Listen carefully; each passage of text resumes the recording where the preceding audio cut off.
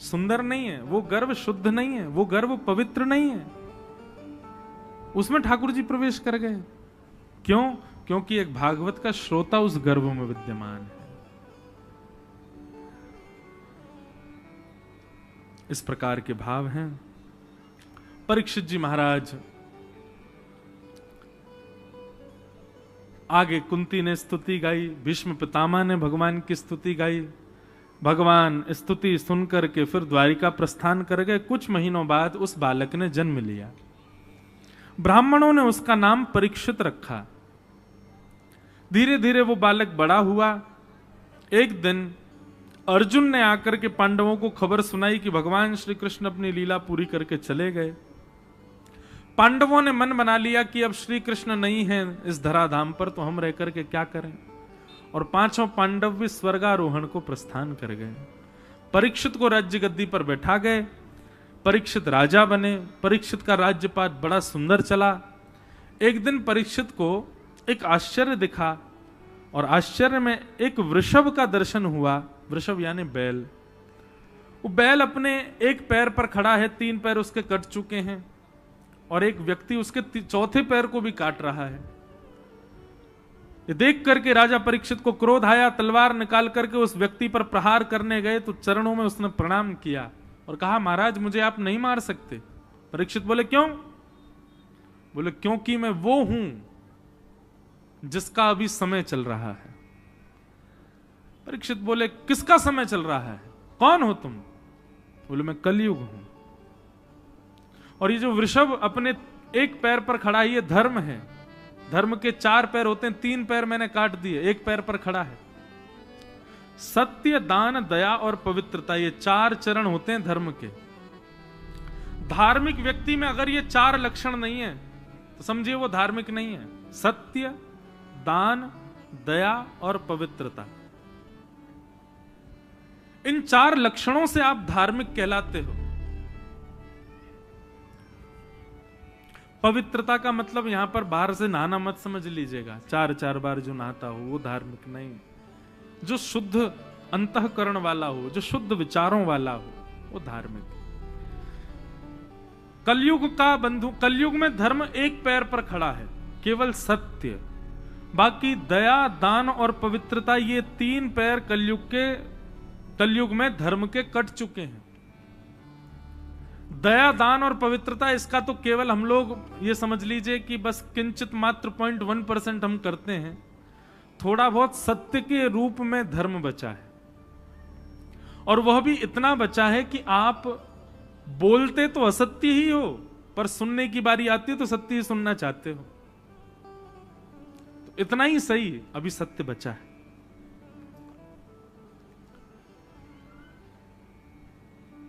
परीक्षित ने कहा, कलयुग, मेरे राज्य को छोड़ करके जाओ। बोले, नहीं जा सकता। युग व्यतिक्रम नहीं हो सकता। सतयुग के बाद त्रेता, त्रेता के बाद द्वापर, अब मेरी बारी। लेकिन हां, यदि आप बहुत ज्यादा आग्रह करेंगे तो आप मुझे कुछ स्थान दे दो, मैं वहां रह लूंगा। तो 5 स्थान प्रदान किए। द्यूतम पानम स्त्रियः सूना यत्रा धर्मश्चतुर्विध। पहले 4 स्थान दिए। द्यूतम यानी कि जुए में कलयुग का निवास है। पानम यानी कि मदिरा पान भक्ष सेवन में कलयुग का निवास है। पर स्त्री पर पुरुष गमन में कलयुग का निवास है। और हिंसा यानी कि कलेश में, लड़ाई झगड़ा मार काट, इनमें कलयुग का निवास है। ये 4 स्थान है। कलयुग ने कहा, एक स्थान और दे दीजिए, 5 हो जाएंगे, मेरा परिवार रह लेगा। तब पुनश्च याचमानाय जात रूप मदात प्रभो। 5वां स्थान मांगने पर कलयुग को अनीति से कमाए गए धन में निवास बताया। बिना मेहनत के कमाए गए धन में कलयुग का निवास होता है। ये 5 स्थान है। लेकिन बंधुओं, कितनी आश्चर्य की बात है, कलयुग आज भी 5 ही जगह पर है, लेकिन उसका प्रभाव हम सबके ऊपर है। इसका मतलब हम सबने इन 5 घाटों का पानी पी रखा है, और 5 का नहीं तो 1 का तो पिया है निश्चित, तभी हम पर कलयुग चढ़ रहा है। सबसे पहला द्यूतम, जुआ। जुआ का मतलब खेल में सट्टेबाजी करने मात्र नहीं होता। लक्ष्मी को आप कहीं भी दांव पर लगाते हो वो जुआ कहलाता है। लक्ष्मी को आप जहां कहीं भी दांव पर लगा देते हो वो सब जुआ है। उससे आपकी मति नष्ट होती है। 1 रुपए का भी कभी जुआ नहीं खेलना है। आपको उस समय नहीं पता चलेगा, लेकिन वो आपका नहीं तो आपके आने वाली पीढ़ी का बुद्धि नाश कर देगा। किसी ने मुझसे पूछा था जुआ खेलने से बुद्धि पर प्रभाव कैसे पड़ता है। मैंने कहा बुद्धि प्रदान करते हैं साक्षात नारायण, और जब उनकी पत्नी को दांव पर लगा दोगे बुद्धि देंगे वो आपको। जाको प्रभु दारुण दुख देही ताकि मति पहले हर लेही। जिसको ठाकुर जी को कष्ट देना होता है उसकी बुद्धि हरण कर लेते हैं। वो गलत करता है, उसको लगता है यही सही है। इसलिए भैया अपने आप को बहुत सौभाग्यशाली माना करो कि आपको गलत सही की पहचान है। इसका मतलब ठाकुर जी की आप पे कृपा है। जिन लोगों को गलत वस्तु गलत नहीं लगती, समझ लीजिएगा ठाकुर जी ने उनको बुद्धि नहीं दी है, विवेक ही नहीं दे रखा। हमको ये बोध होता है ये गलत है, ऐसा नहीं होना चाहिए, तो इसका मतलब है कि ठाकुर जी कृपा है हमारे ऊपर कि हम पे बुद्धि है, विवेक है हमारे पास। जो व्यक्ति जुआ खेलता है ठाकुर जी उसकी बुद्धि का हरण कर लेते हैं, और बुद्धि हरण होते ही वो नाश का कारण उसका वो ही नहीं, आगामी पीढ़ी बेचारे जिनका अपराध नहीं है वो भी उसको सहेंगे, फिर उनको भी सहना पड़ेगा वो दारुण दुख। इसलिए जुआ नहीं खेलना, कभी भी सट्टाबाजी नहीं। और केवल खेल में ही नहीं, किसी से शर्त भी नहीं लगानी है 50 रुपए की, 10 रुपए की, 5 रुपए की, 1 रुपया की, नहीं, कभी शर्त में ये सब नहीं। गुलाब जामुन की शर्त लगा लो, रसगुल्ला की शर्त लगा लो, समोसा की शर्त लगा लो, लक्ष्मी की नहीं। सबसे पहला द्यूतम, दूसरा पानम, मदिरा पान भक्ष भक्ष सेवन, इन सब में कलयुग का निवास है। मुखवास पाना है, तांबुल पाओ, पान मीठा सादा ठाकुर जी को भोग लगा। हमारे श्रीनाथ जी में 100 पान का भोग लगता है पर डे। इतने पान पाते हैं लाल जी। पान तांबुल ठीक है कभी कभी पालो, पर उसमें तामसी पदार्थ मत डालो, यानी कि गुटखा तंबाकू ये सब नहीं होना चाहिए, और नशे की वस्तु कोई भी नहीं होनी जिससे आपका बुद्धि अपना कॉन्शियसनेस भूल जाए। ऐसी किसी भी वस्तु का सेवन नहीं करना है, उसमें कलयुग का निवास है। कई लोग महादेव के नाम पर सब काम करते हैं, उनका प्रसाद है महाराज जी पालेन देव, क्या महादेव यदि किंचित भी कभी अगर पा भी लेते होंगे तो क्या करते हैं, उसके बाद ध्यान में चले जाते हैं। वो ध्यान में इसलिए चले जाते हैं उसको पाने के बाद भी कि मुझे कोई परेशान नहीं करे, ताकि मैं श्री राधा माधव का नित्य चिंतन कर सकूं। आप लोग क्या करते हो, आप तो डीजे चला के नाचते हो। ऐसे वस्तु को पाने से तामसिकता आएगी, और वो निश्चित वही दोष लगेगा उसका जो मदिरा पान करने का होता है। लोग भांग वांग खा लेते हैं, सोचते हैं इससे कुछ नहीं होता, ऐसा नहीं। ठाकुर जी के नाम पर, और सुनो वैसे खा लो तो चले, वो महादेव को दिखा करके उनका प्रसाद मान करके पा रहे हो, और फिर उसके बाद उल्टे सीधे काम कर रहे हो, घनघोर पाप लगेगा, महापाप लगेगा। ऐसा नहीं करना है।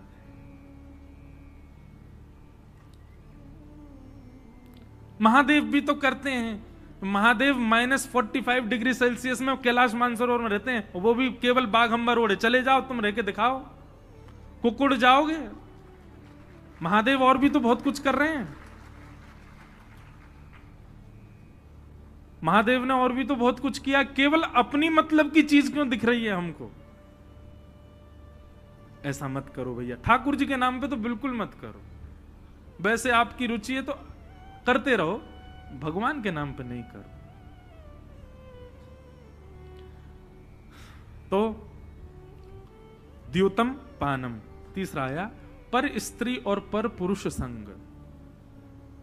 बंधुओं, अग्नि साक्षात नारायण है, उनको साक्षी मान करके आपने किसी का पानी ग्रहण किया है, पानी ग्रहण करते ही हम आपसे एक बात निवेदन करें, आप जप भले ही कम कर लो, आप तप भले ही कम कर लो, आप व्रत भले ही कम कर लो, लेकिन गृहस्थ आश्रम में आने के बाद पत्नी व्रत और पति व्रत, पत्नी पति के प्रति और पति पत्नी के प्रति अपनी एक निष्ठता रखें, उसके अतिरिक्त किसी के प्रति भाव ही नहीं उत्पन्न हो।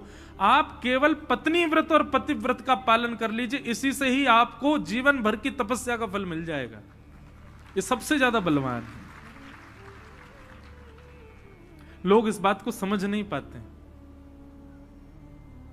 पतिव्रता नारियों की ऐसी ऐसी कथाएं हैं महाराज, सूर्य को रोकने की सामर्थ्य दुनिया के किसी तपस्वी में नहीं है, लेकिन एक पतिव्रता नारी यदि सूर्य को कह दे कि आज उदय मत होना, तो सूर्य उदय नहीं होगा उस दिन। यह ताकत होती है पतिव्रता नारी की। और उसका क्या है व्रत? केवल एक ही व्रत है, पति के अतिरिक्त किसी के प्रति कोई भाव नहीं। कोई भाव नहीं मतलब उसका दर्जा किसी को नहीं, वो जो है वही है, चाहे जैसा है, और पत्नी चाहे जैसी है, उसके प्रति बस एक निष्ठता का भाव। प्रभु श्री राम सीता जी के अलावा जो कन्या दिखी, जो मैया दिखी, उसको या तो मां के रूप में देगा या बहन के रूप में, इसके अलावा कोई दृष्टि रखी ही नहीं। ये पतिव्रता और पातिव्रत और पत्नी व्रत, इन दोनों का पालन करो। जो अपने पतिव्रत और पत्नी व्रत का त्याग कर देते हैं, कलयुग उन पर प्रभाव करता है। तो तीसरा स्थान पर स्त्री पर पुरुष संग, और चौथा स्थान क्या दिया गया? द्योतम पानम स्त्रीह सूना। सूना यानी कि हिंसा, विवाद, लड़ाई झगड़ा, मार काट, इसमें कलयुग का निवास है, नहीं करना है। बंधुओं देखिए, पति पत्नी हो, बहन भाई हो, भाई भाई हो, बहन बहन हो, अड़ोसी पड़ोसी हो, रिश्तेदार नातेदार हो, अगर एक अग्नि के रूप में आ चुका है, मतलब एक क्रोध ही हुआ है, दूसरे को चाहिए वो जल बने, भले ही उसकी गलती नहीं है, फिर भी वो जल का काम करे उस समय। आजकल क्या हो गया है, एक अग्नि बनता है तो दूसरा कपूर बन जाता है, एक अग्नि बनाए तो दूसरा मट्टी का तेल बन जाता है, और जल करके राख हो जाते हैं फिर आपस में। जल बनो, आपकी गलती नहीं है, आपने कुछ गलत नहीं किया, लेकिन सामने वाला अभी बहुत क्रोध में है, तो आप उस पर क्रोध ना करके आप उस समय अपनी, मान लो मेरी गलती भैया, तेरे पाम पड़ूं भैया, मत करे ऐसा, जल बन जाओ, उसको शांत करो, अग्नि मत बनो। जब किसी को क्रोध ही देख करके आप भी क्रोध में आ जाते हैं, तो निश्चित है आप पर कलयुग का प्रभाव है। द्योतम पानम स्त्रीह सूना। और पांचवा स्थान, अनीति से कमाया गया धन, बिना मेहनत के कमाया गया धन, उसमें कलयुग का निवास होता है। ये कोविड ने एक चीज तो डाल दी है लोगों के अंदर, बिना मेहनत के पैसे कमाने की रुचि बहुत हो गई है। ऐसा कुछ बता, घर बैठे बैठे कमाते रहे। आजकल एडवर्टाइजमेंट भी आते हैं, बोले घर बैठे करोड़पति बन जाओ, जो बन जाओ त्यों बन जाओ। कभी भी इन चक्करों में नहीं पड़ना। घर बैठे पैसा कमाने वाली कोई भी स्कीम आ रही है तो निश्चित ये समझ लेना साक्षात कलयुग आ रहा है उसके रूप में आपके घर में। परिश्रम करो, मेहनत करो, श्रम करके धन कमाओ, बिना श्रम के एक रुपया भी नहीं।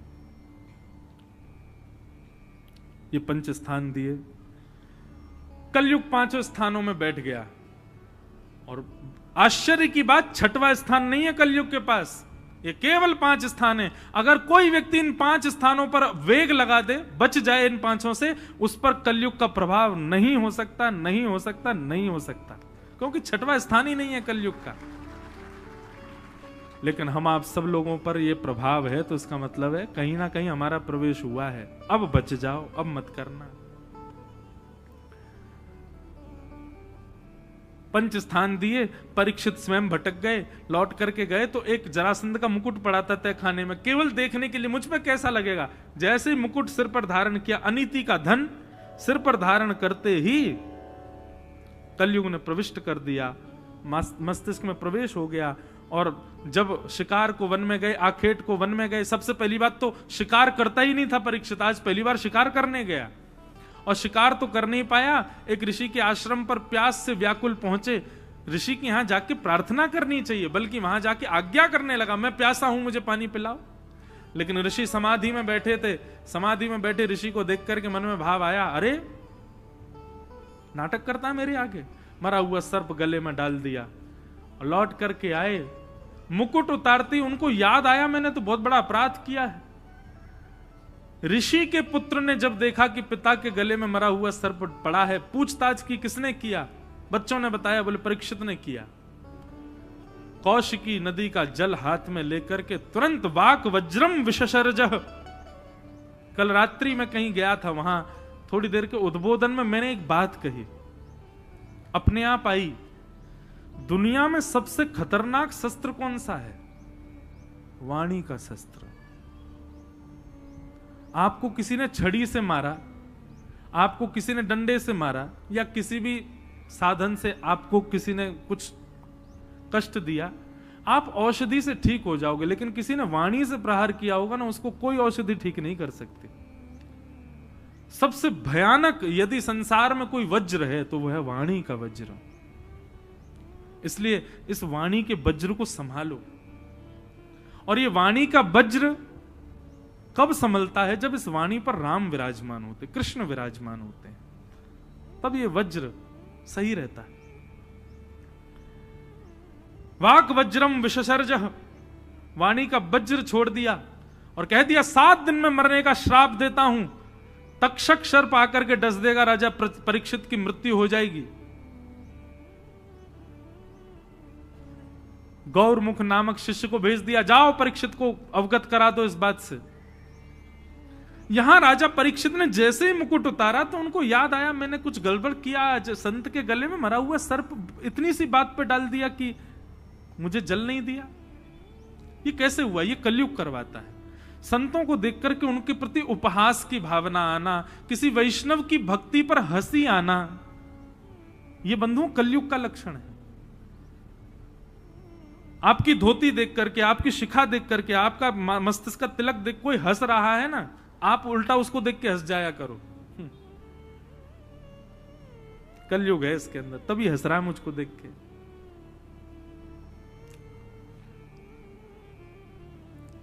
गौरमुख नामक शिष्य ने आकर के बता दिया, राजा परीक्षित आपके जीवन के केवल 7 दिन बचे, अपनी मुक्ति का उपाय खोज लीजिए। राजा परीक्षित को इस बात से क्षोभ नहीं हुआ।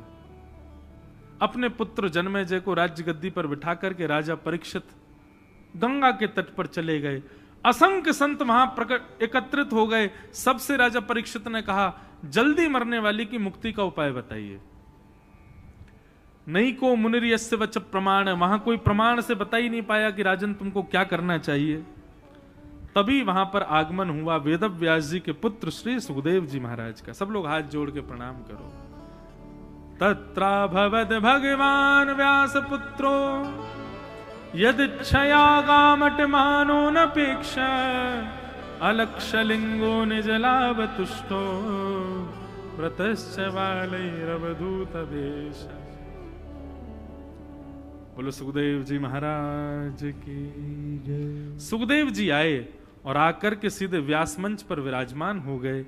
व्यास मंच पर बैठते ही सुखदेव जी से उसने प्रश्न किया, महाराज जिसके जीवन के 7 ही दिन बचे हैं उसकी मुक्ति के लिए उसको क्या करना चाहिए, कृपा कर मुझे बताओ।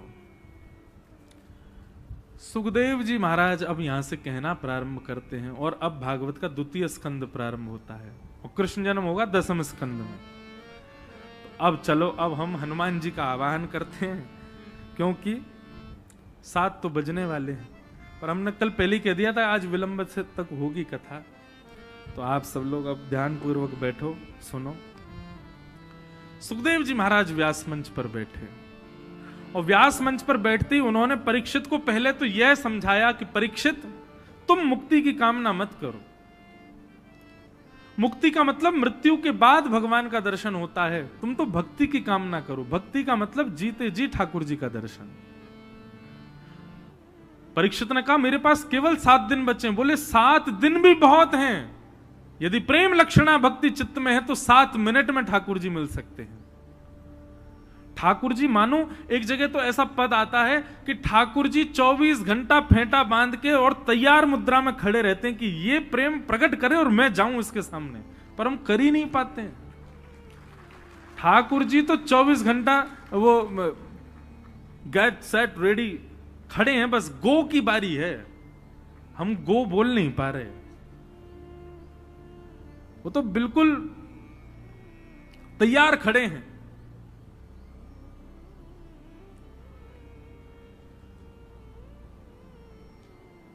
चौबीस घंटा उनको मेरा और आपका चिंतन रहता है ठाकुर जी को। बस नेक नेक कसर रह गई है, नेक और कर ले, मैं तो तैयार बैठा हूं तेरे पास आवे को, तू करे तो सही। बस वो कसर पूरी भागवत जी करती हैं, यहां बताए गए सूत्रों से वो कसर पूरी होती है।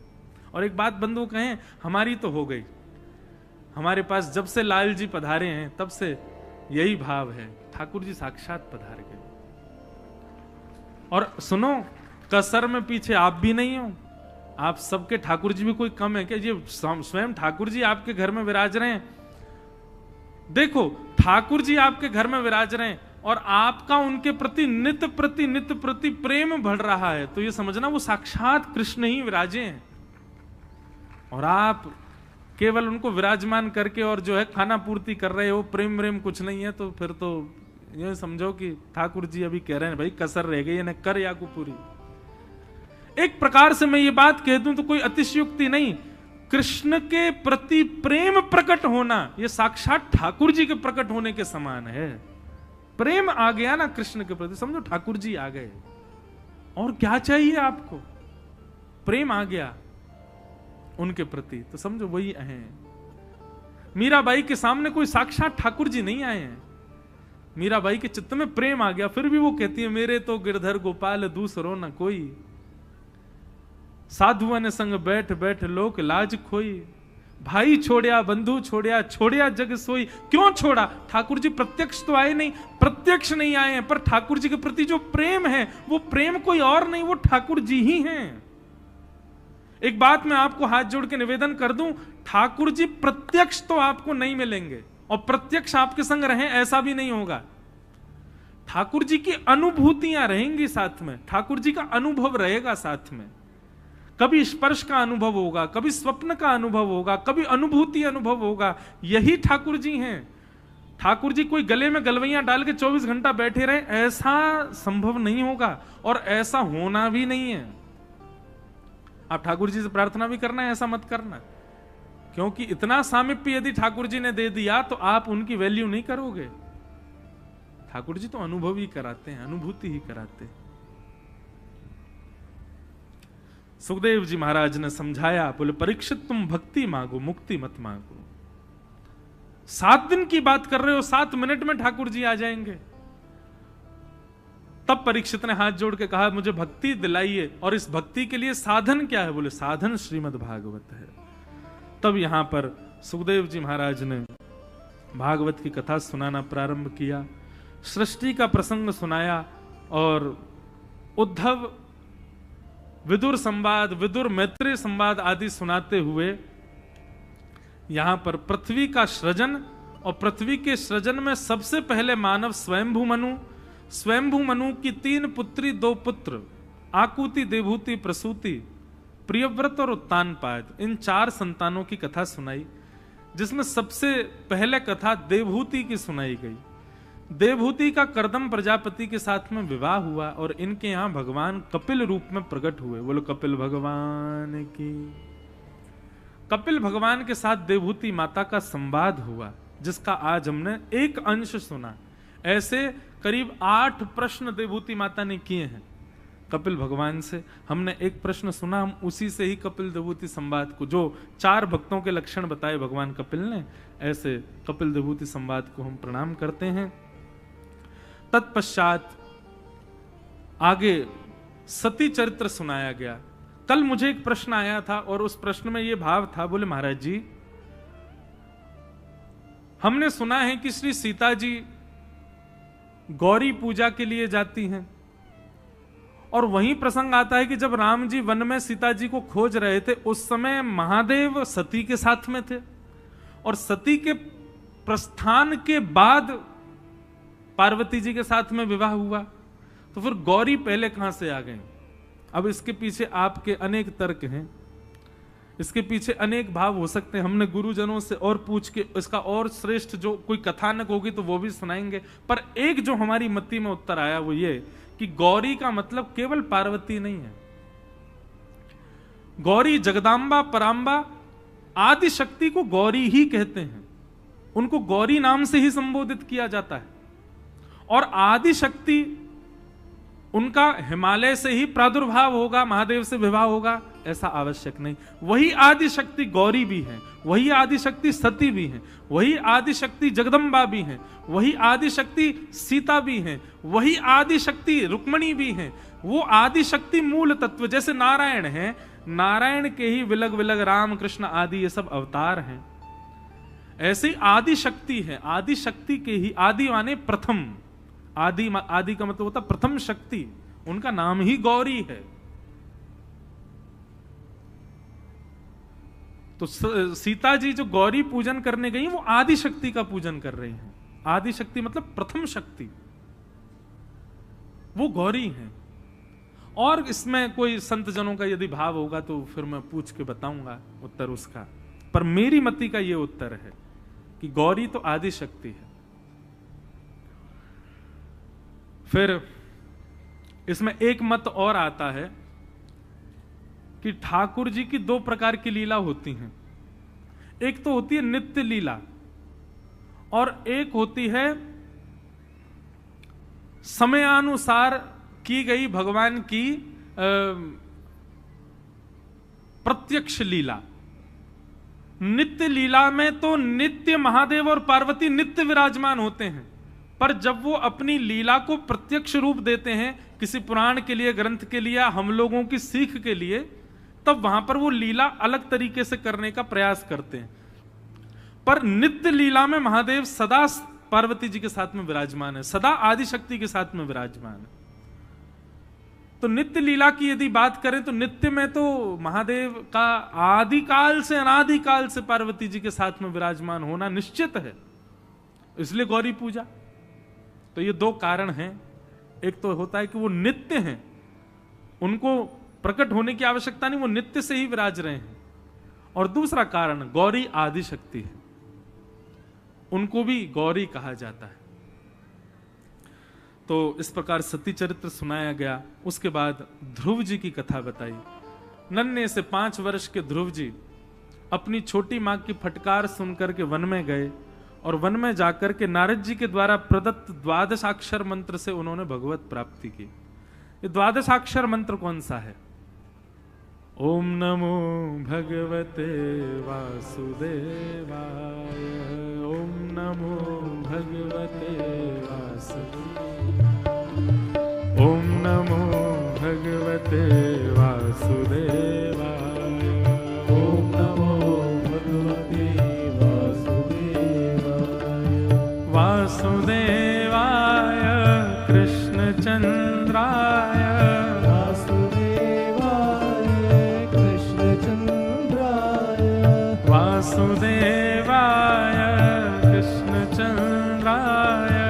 वासुदेवाय कृष्णचंद्राय,